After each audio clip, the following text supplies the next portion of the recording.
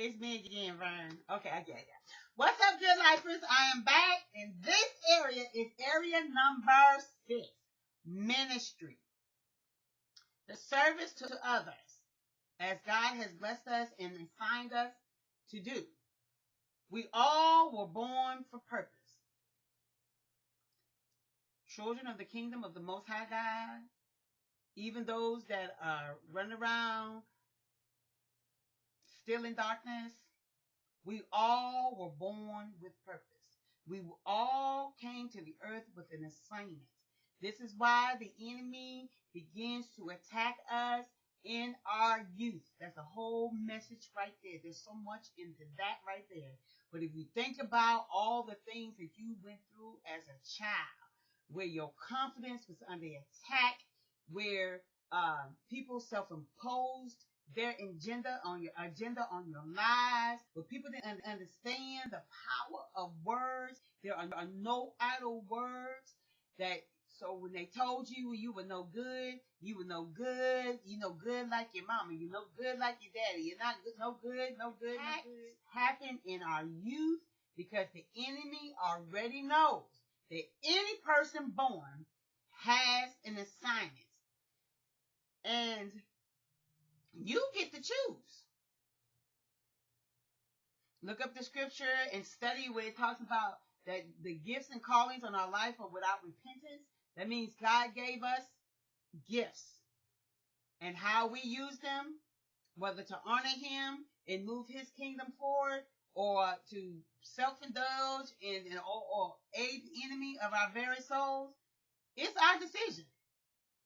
It is our decision. So you want to pray. You want to get clarity. What is my assignment? What gifts did the Lord give me? And then that goes back to then getting trained. One of the gifts I have is the ability to encourage. Now I heard recently that I can slice them and dice them, but I heard I have balance. So praise God for the balance. There was a time I did not have balance, but I am an encourager. That's one of the things that I do. But I'm not, and in my encouragement, I'm not going to let you just wallow there. Now, if you choose to wallow, you got to go down the block, round the way, but you ain't going to wallow in front of me. And I would want people in my life to tell me that because I know that they love me. But again, that's where the challenge is, because people told us things, but a lot of people told us things, and they told us from places of bitterness, of anger, that they did not desire to see us succeed, and some of the things that they may have said, there was truth in there, but how they said it from the heart matters. Out of their hearts, it was meant for destruction.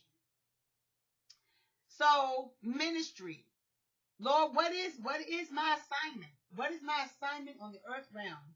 I know that it's for your agenda to come forth, thy kingdom come, that will be done on earth as it is in heaven. What did you put in me that needs to come up and out of me? Now, there's things that we do that we must do, and we have to ask Holy Spirit, what do I need to do? And then you trust God for His part. You have to trust God for His part. You can't do His part. Can't do His part. But there are things that you're supposed to do. Think about it. What gets you juice? Like me doing this, and when I see people get it and break out, that gets me in. There are things that irritate me, and because they irritate me, they make me angry, then I know that's an area. When I hear it, where I see it, that I'm supposed to be a problem solver in that area. That is part of my area of authorization to address with the help of Holy Spirit. To coach, to mentor, to counsel, to teach, to demonstrate. Some things are caught.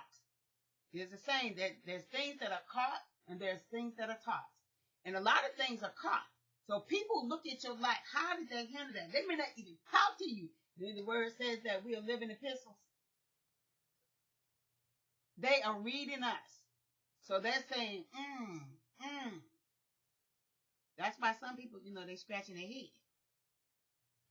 Number 7, the area of 7 is family. Now, family is your unit. Now, the goals, if you have a family, you have your immediate family. Your immediate family need to be part of that process of establishing goals for 2021. But individually, it could be because you made a discovery this year that, you know what, I don't really know my son at 14 as I knew him as a 5-year-old. So what I'm going to do is I'm going to plan time to get to understand the thoughts and the maturing thoughts of my son. And I'm just giving that. And then asking him, how do I do that? Because, 14-year-olds are different from a 5-year-old. Okay?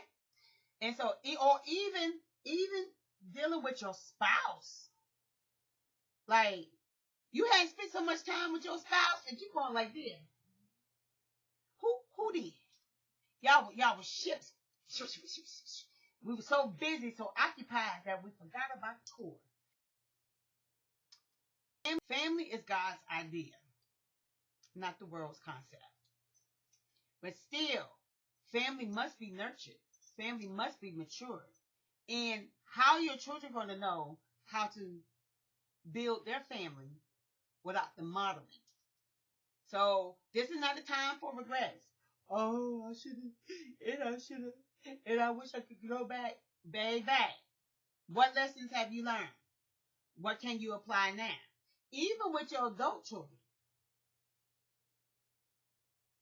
getting to know them. I remember, I'm going to share this quick story so I can wrap this video up.